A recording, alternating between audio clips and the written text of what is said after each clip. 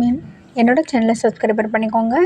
அதாவது ஜூன் மாதம் 23ஆம் தேதி கார்த்திகை தீபம் சீரியலில் என்ன நடக்குது அப்படின்னு சொல்லிட்டு பார்க்கலாம் வாங்க. அங்கே பார்த்தீங்க அப்படின்னா அந்த கோமா ஸ்டேஜில் இருக்கக்கூடிய அந்த பொண்ணோட அம்மாவை அந்த மாப்பிள்ளை மருதுங்கிறவன் வந்து அடித்து மயக்கம் அடைச்சிட்றாரு.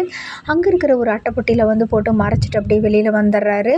இந்த மாதிரி சூழ்நிலையில் வந்துட்டு உடனே அங்கே கார்த்தி வந்து ஆஸ்பத்திரியில் இருக்கிறாங்க. அந்த முருகனுக்கு வந்து அடிபட்டுருது. ஒரு வழியாக முருகனை காப்பாற்றிட்டு அந்த சிவனடிக்கிட்ட இருந்து விழுந்துட்டு தப்பிச்சுட்டு எப்படியோ அவரை காப்பாற்றி தலையிலலாம் அடிபட்ட வாக்கில் அவரை இழுத்துட்டு நேராக ஆஸ்பத்திரிக்கு வந்துடுறாங்க. டாக்டர் கொஞ்சம் சீக்கிரம் பாருங்கள் அப்படிங்கிறாங்க. சரிங்க சார், தலையில் அடிபட்டுருக்குதுன்னு சொல்லிட்டு முருகனுக்கு ஒரு பக்கம் ட்ரீட்மெண்ட் எடுத்துகிட்டு இருக்கிறாங்க. அதுக்கப்புறம் வந்துட்டு அந்த பொண்ணை பார்க்குறாங்க. அந்த பொண்ணு வந்து கோமா ஸ்டேஜ்லேருந்து ரிலீஃப் ஆயிடுறாங்க. அப்போ வந்து கார்த்திகிட்ட சொல்கிறாங்க, சார் அம்மா வந்து மண்டபத்துக்கு போனாங்க, என்னை வந்து இந்தளவுக்கு காப்பாற்றினதுக்கு ரொம்ப ரொம்ப நன்றிங்க சார். அம்மா மண்டபத்துக்கு போய் ரொம்ப நேரம் ஆச்சு, வரவே இல்லை, ஃபோன் பண்ணாலும் எடுக்க மாட்டேங்கிறாங்கங்கிறாங்க. அப்படியாம்மா, சரி இருமா ஒரு நிமிஷம் அப்படின்ட்டு சகலைக்கு ஃபோன் பண்ணுறாரு. ஃபோன் பண்ணிவிட்டு எல்லா விவரத்தையும் சொல்கிறாரு. இந்த மாதிரி அவங்க வந்து கோமா ஸ்டேஜில் இருக்கிறது, அந்த பொண்ணு வந்து இப்போ நார்மல் ஆகிட்டாங்க, ஆனால் அவங்க அம்மா வந்து என்னை தேடி அங்கே வந்து சொல்கிறதுக்காக வந்திருக்கிறாங்கப்பா, ஆனால் இவங்க இல்லைன்னொன்னே சரி போட்டோவை அனுப்பு சகலை, நான் பார்த்துட்டு சொல்கிறேன் அப்படின்னு சொல்கிறாங்க. உடனே போட்டோவை பார்த்துட்டு அப்படியே ஒவ்வொருத்தருகிட்டே போயிட்டு இதை காமிச்சு உங்களை பார்த்தீங்களான்னு கேட்குறாங்க. அவங்களும் யாருமே பார்க்கலன்னு சொல்கிறாங்க. உடனே அவங்க அப்படியே மண்டபத்தை சுற்றி வந்துகிட்டே இருக்கிறாங்க.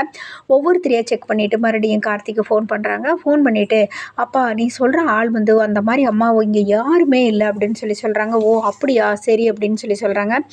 அப்போ வந்துட்டு அந்த பொண்ணு சொல்கிறாரு, சார் நான் நல்லா தான் இருக்கிறேன், இவன் இந்த மருதுங்கிறவனுக்கு இப்போ கல்யாணம் நடக்க போகுதுன்னு சொல்கிறீங்க, எத்தனையோ பெண்களோட வாழ்க்கையை அவன் கெடுத்துட்டாங்க சார், அவனதுனால நான் வந்து என்னை எப்படியாவது ஆம்புலன்ஸில் கூட்டிகிட்டு போங்க, நான் வந்து மண்டபத்தில் வந்துட்டு எல்லாத்தையும் வந்து விளக்கமாக சொல்கிறேன், அவனோட வீடியோஸ் எல்லாம் எல்லாமே என்கிட்ட இருக்குது, எல்லாமே நம்ம ஆதாரமாக யூஸ் பண்ணிக்கலாம், பயப்படாதீங்க சார், கண்டிப்பாக எல்லா வீடியோ ஆதாரத்தையும் நீங்கள் வந்து இது பண்ணுங்கள், அதே மாதிரி வீடியோ ஆதாரம் மட்டும் இல்லை, அவங்ககிட்ட எடுத்துகிட்டு வாய்ஸ் மெசேஜெல்லாம் கூட நான் வச்சுருக்கிறேன், நம்ம நிரூபிக்கிறேங்க சார் அப்படிங்கிறாங்க. உடனே டாக்டர் வராங்க. பரவாயில்லைங்க, கொஞ்சம் நல்லா அவங்களே தெம்பாக பேசுகிறப்ப நான் ஆம்புலன்ஸ் ஏற்பாடு பண்ணி கொடுக்க முடியுமா அப்படின்னு கேட்குறாங்க.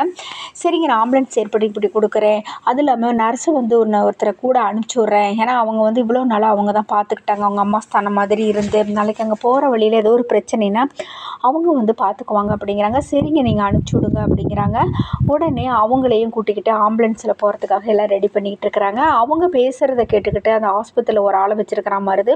அவன் உடனே மருதுக்கு ஃபோன் பண்ணுறான். மருது அங்கே இருந்து நின்றுட்டு இருந்தோடனே மருதுகிட்ட சொல்கிறாரு அந்த பையன், டேய் என்னடா ஆச்சு அப்படிங்கிறாங்க. ஐயா அங்கே பாருங்கள், அந்த ஆம்புலன்ஸில் வந்துட்டு நேராக மண்டபத்துக்கு தான் அந்த கார்த்தி கூட்டிகிட்டு வராருங்கிறாங்க. டேய் நான் சொல்கிற மாதிரி செய்டா, அந்த டிரைவரை அடித்து போட்டுட்டு நீ டிரைவராக மாறு, நான் சொல்கிற இடத்துக்கு நீ ஆம்புலன்ஸை விட்டுரு, வேறு எதுவுமே பேசாத, அதுக்கப்புறமா நான் என்ன வேணாலும் பேசுகிறேன் அப்படிங்கிறாங்க.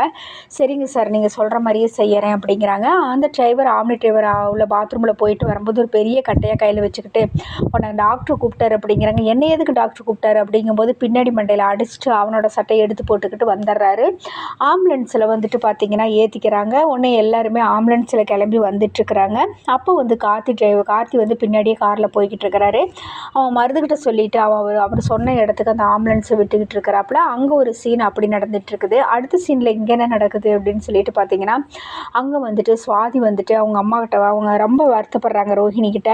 நான் வந்து போய் மாமா வேறு இன்னும் வரவே இல்லை, எனக்கு என்னமோ ரேவதி அக்காளுக்கு கல்யாணம் நடந்துரும் போல் தோணுது, நான் போய் உடனே ரேவதி கிட்ட எல்லா உண்மையும் சொல்கிறேன், அவர் தான் உன் கணவர் அப்படின்னு சொல்கிறாங்க.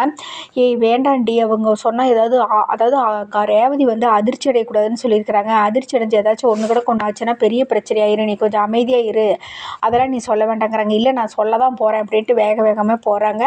அப்போ சாமுண்டீஸ்வரி அங்கே வர்றாங்க. வந்துட்டு இப்போ எங்கே கிளம்பிட்டு இருக்கிற வேகமாக அப்படிங்கிறாங்க. அம்மா பாவம்மா ரேவதிக்கா, என்ன இருந்தாலும் அவர் ஏற்கனவே கல்யாணம் ஆனவங்க, அவங்கள போய் இப்படி பண்ணுறது தப்புமா, நான் போய் ரேவதி அக்காட்ட எல்லாத்தையும் உண்மையும் சொல்கிறதுக்கு தாம்மா நான் போகிறேன் அப்படிங்கிறாங்க.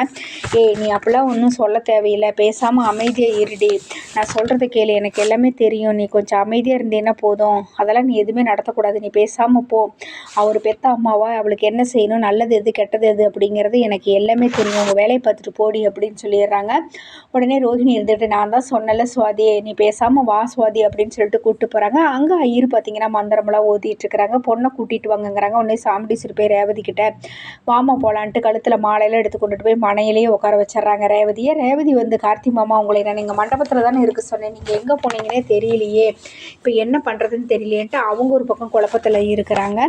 இந்த மாதிரி சுச்சுவேஷனில் பார்த்தீங்கன்னா மருதுகிட்ட வந்து சந்திரா பேசுகிறாங்க, இங்கே பாருங்கள் அவளை எப்படி வெளியில் விட்டுறாதீங்க, வேறு ஏதாவது பிரச்சனை மூலிமா வந்து இந்த கல்யாணம் நின்றக்கூடாது, டக்குன்னு கல்யாணத்தை நடக்கிற வழியை பாருங்கள் அப்படின்னு சொல்லிட்டு இவங்க சொல்லிட்டு இருக்கிறாங்க.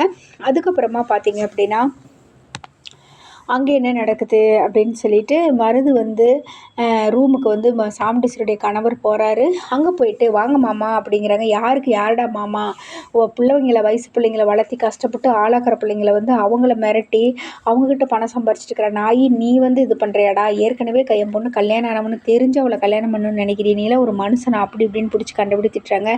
என்ன மாமா தேவையில்லாமல் இப்படியெல்லாம் பேசுகிறீங்க, அப்படிலாம் பேசக்கூடாது அப்படி இப்படின்னு சொல்லிட்டு இருக்கிறாங்க. யாருக்குடா தேவையில்லாமல் பேசிகிட்டு இருக்கிறாங்க அப்படின்னு சொல்லிட்டு ஒரு பெரிய கத்தி எடுத்து இப்படின்னு எடுக்கிறாரு வெளியில். அதோடு பார்த்திங்கன்னா எபிசோடு முடியுது. அடுத்த நாளைக்கு என்ன நடக்க போகுதுன்னு சொல்லிட்டு நம்ம வெயிட் பண்ணி பார்ப்போம். நன்றி, வணக்கம்.